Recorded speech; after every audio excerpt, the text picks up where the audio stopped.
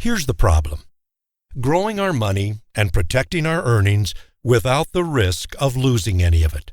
Because we now know that 10 years of stock market gains can be completely wiped out in only 10 weeks of stock market losses, like it was in 2008.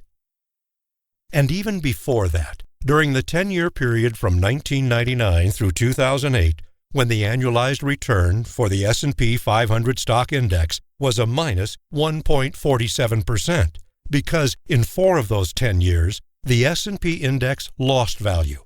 Minus 9.11% in 2000, minus 11.98% in 2001, minus 22.27% in 2002, and minus 37.22% in 2008, which meant that $1 invested in the market on the first day of 1999 would be worth less than 86 cents on the last day of 2008, a loss of almost 15% over that 10-year period. However, had you avoided those losses and your money simply earned nothing during those 4 years, your annualized return would have been better than 7%, and your money would have doubled over that same 10-year period. Of course, it's not just the money we lose, but the time we lose as well. For example, if the stock market loses 40% of its value, as it did between 2008 and 2009, we would need to earn more than 10% for each of the next 5 years, net of any fees, commissions, taxes, or expenses, just to recover our losses and get even again.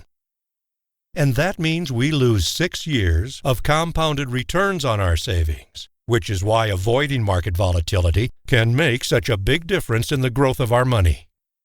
So, how can we grow and protect our savings without any market volatility and without the risk of losing any of our money?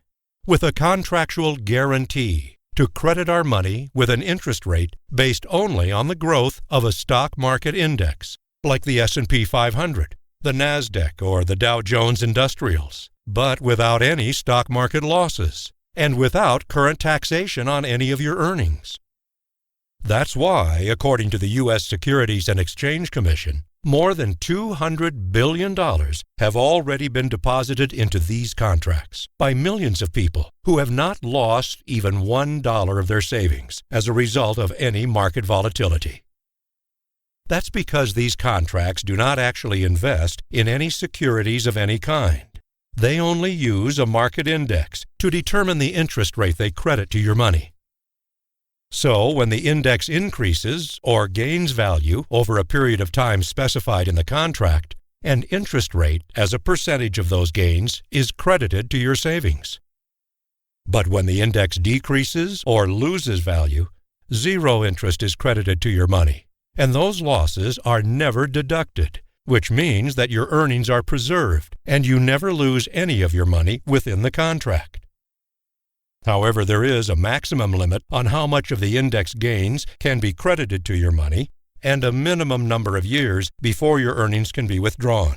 So you don't get all of the index gains, but you don't get any of the index losses.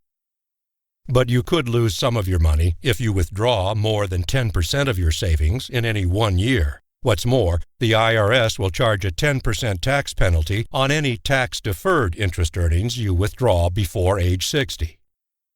So, what are these contracts? They're called index annuities, and they are contractually guaranteed by legal reserve insurance companies that are required to maintain capital reserves equal to all of their contractual guarantees. So, ask yourself this: does it make sense to risk the loss of your savings and earnings by keeping your money in stocks, bonds, or mutual funds?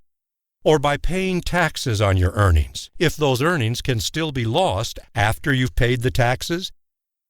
Or does it make better sense to keep your money in an index annuity that contractually guarantees to grow and protect both your savings and your earnings without market risk or annual taxation?